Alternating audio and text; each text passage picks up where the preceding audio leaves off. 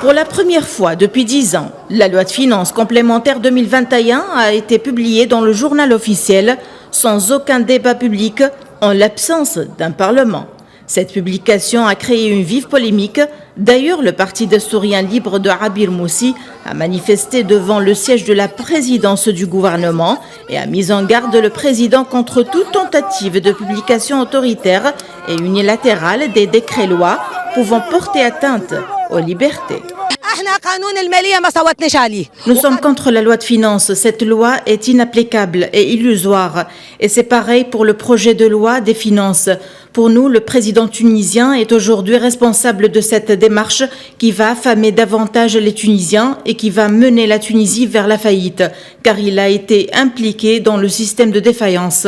La loi de finances a été promulguée dans des chambres obscures d'une manière qui ne peut être remise en cause, ni juridiquement ni politiquement. Aujourd'hui, la Tunisie est de plus en plus dans une phase économique et financière dangereuse.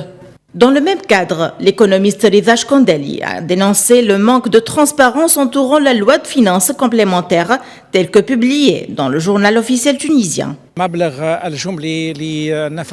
Le montant total des dépenses de l'État est passé de 51,8 milliards de dinars à 55,5 milliards de dinars, une augmentation significative et remarquable de 3,7 milliards de dinars.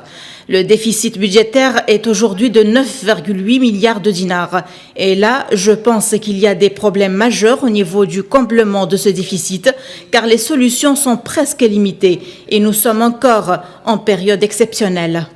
L'économiste a expliqué que la Tunisie a choisi de privilégier la transition politique et qu'un grand fossé existe entre la transition politique et la transition économique, sachant que la plupart des choix économiques de la Tunisie étaient erronés, selon ses dires.